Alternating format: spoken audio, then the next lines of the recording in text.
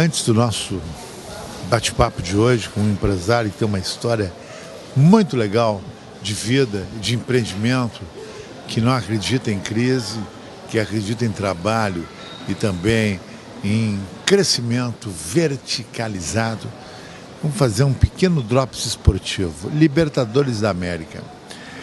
Eu que acompanho esse torneio praticamente desde menino, na época de Pelé, só fascinado pela Libertadores, mais que a Champions League, porque a Libertadores você joga no deserto de Atacama a 45 graus e de repente você está a 4.500 metros de altura, no lugar mais alto para jogar no planeta, que é na região de La Paz e Oruro, na Bolívia. Falando em drops dos times brasileiros, acho que o Atlético Mineiro, pelas contratações, por menos ter sido desmanchado e pela tecnologia de futebol de Diego Aguirre, é o favorito dos times brasileiros. Corinthians procura se acertar dentro da competição, o Palmeiras joga pelo regulamento, o Grêmio ainda é uma incógnita, o Grêmio não está o Grêmio do ano passado, o Grêmio não contratou o que eu acho que deveria contratar, com problemas grandes defensivamente. Acho que esse quadro de Libertadores da América e mais um São Paulo que fez contratações como o Caleri, mas tem problemas dentro do vestiário. Quem é o líder é Michel Basso, é Lugano, que sucede a Rogério Ceni, e isso aí pode prejudicar e muito. E além disso, São Paulo conseguiu um feito, perder para um time que nunca ganhou fora da altitude, o Strongest de La Paz. E lá ele ganha 9 pontos. E já ganhou 3 no Morumbi, praticamente a vaga do grupo é do Strongest. E ora, River Plate, quem diria, e São Paulo vão disputar a segunda vaga. Mas tudo isso é um papo para a semana que vem, porque hoje aqui no Devassa eu recebo o meu amigo, no qual eu tenho muita honra de ser colaborador dele, da empresa dele, que é o Marcelo Teixeira. Marcelo Teixeira é aquele self-made man, o cara que vence por si só, é um workaholic, apaixonado pelo trabalho e tem na área financeira o seu mote. Como é que tu vê o Brasil, Marcelo? Tu acha, na tua interpretação, essa crise é mais psicológica, ela é uma crise verdadeira, é as duas coisas juntas? Nós vamos continuar em crise até o governo Dilma sair? Ou você acha que no caminho acontece algo e nós revertemos essa crise? Nós somos maiores que outros países que tiveram nesse problema, que nem Venezuela e Argentina? Você acha que a economia pode crescer independente da política? Ou ela está muito linkada? Ou nós vamos para o fundo do poço? Ou não vamos? Já chegamos? Quero saber a avaliação do Marcelo Teixeira, empresário.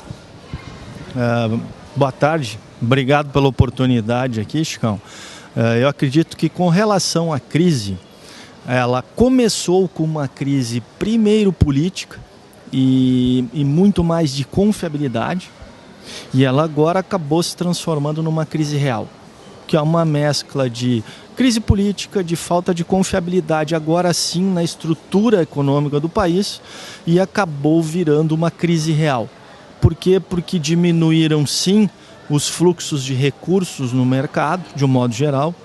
O empresariado se preocupou com a instabilidade inicialmente política, e isso acabou gerando sim agora uma crise real. O dinheiro deixou de existir no país? Não deixou. O que acontece é que empresários, de um modo geral, estão extremamente mais cautelosos para fazer negócio. Estão olhando com mais cuidado as coisas. E quando se fala principalmente de grandes empresas empreiteiras que movimentavam recursos e movimentavam muito dinheiro, até em formato de massa salarial, com o advento da Lava Jato, elas saíram do mercado praticamente. Eu vou mostrar a verdadeira cara delas. Exatamente. Então elas acabaram saindo do mercado, pararam de circular recursos de volumes muito expressivos, e aí acabou sim que alguns segmentos vivem uma crise real, sim. Agora, se o Brasil é maior do que tudo isso que nós estamos vendo aí, eu não tenho a menor dúvida que é. E daqui a pouco essa questão política se acomoda um pouco mais, independente de chegarmos ou não até o final do governo Dilma para isso acontecer, mas ela se acalma e os empresários gradativamente vão voltar a fazer negócio, porque a economia e os negócios dependem da iniciativa do empresariado. Eles não podem depender só do governo. No momento que eles dependerem só do governo, aí sempre que tivermos qualquer instabilidade política, existindo ou não recurso, o mercado para. E nós temos que ser maiores do que isso. O Brasil tem que ser maior do que a crise política e continuar acreditando e fazendo negócio. Eu acredito que esse ano ainda nós vamos ter um ano de retrocesso na economia ainda, né? De acomodação, acredito, no cenário político. Temos eleições aí para as prefeituras e o ano que vem um trabalho muito forte para a preparação de eleições para governos estaduais e federal, né? E uma renovação também na Assembleia. E eu acho que isso tudo vai proporcionar, sim, que o dinheiro comece a circular, que as coisas comecem a mudar em termos de clima. E eu acho que os empresários também já vão ter passado por aquele período de maior desconfiança. O Brasil está saindo, sim, bastante machucado, a economia brasileira disso tudo, está bastante debilitada hoje, mas eu acho que é muito mais em termos de confiabilidade. Acho que nós não vamos ser uma Venezuela e cair no fundo.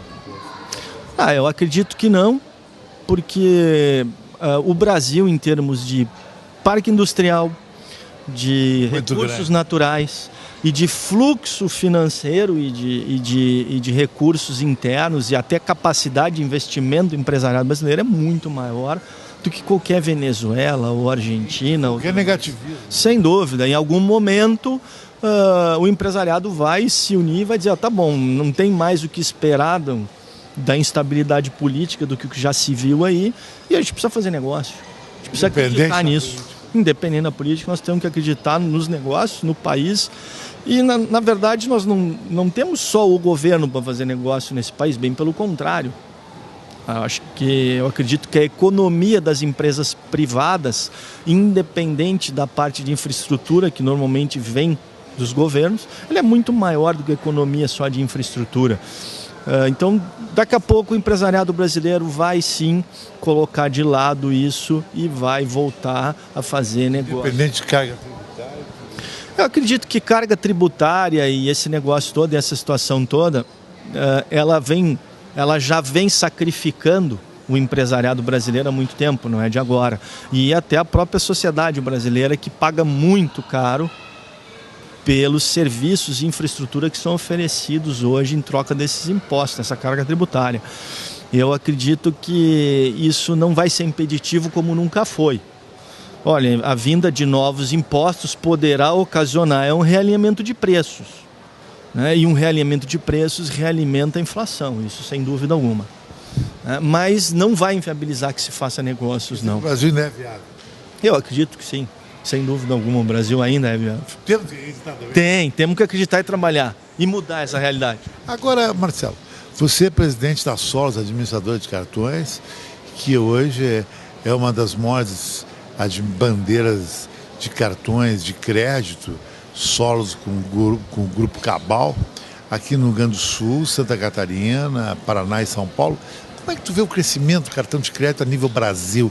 Porque quando se falava há 10 anos atrás, o dinheiro de plástico, todo mundo se retraía.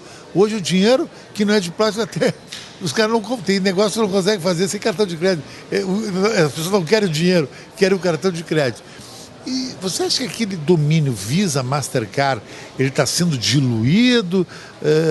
Como é que esse é um mercado que diz que não tem negatividade, sempre crescimento? Como é que tu avalia isso? Tu tem um passado na área bancária e também na Good Card, do nosso querido Guga Stumpf e o Ernesto, que foram praticamente os pioneiros nesse mercado. Sem dúvida, Chico. Na verdade, quando a gente olha cartões de crédito e meio de pagamento eletrônico de um modo geral no nosso país, e não só no nosso país, no mundo de um modo geral, ele tem experimentado crescimentos muito grandes. No Brasil, de um modo geral, sempre na casa de 2 dígitos, se observarmos aí os últimos 15 anos.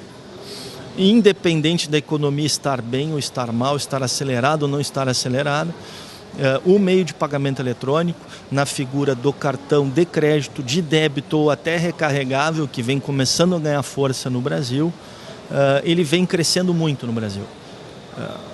No mundo, de um modo geral, cada vez mais o meio circulante está migrando para o meio circulante eletrônico.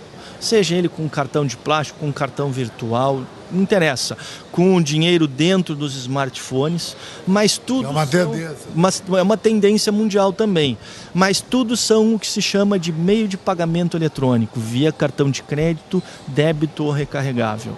Isto é uma tendência irreversível. Custa caro administrar dinheiro de papel, não tem como se ter ganho de escala administrando dinheiro de papel. Haja vista aí a indústria do cheque, o cheque predatado, que já foi muito forte no Brasil e perdeu muito espaço e vem perdendo cada vez mais, né? E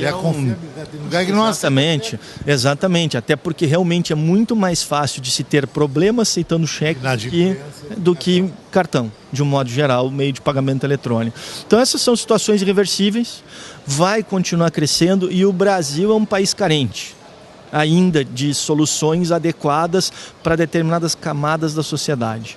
Então, a camada da sociedade mais privilegiada e bancarizada opera com grandes bandeiras, Visa e Mastercard, né?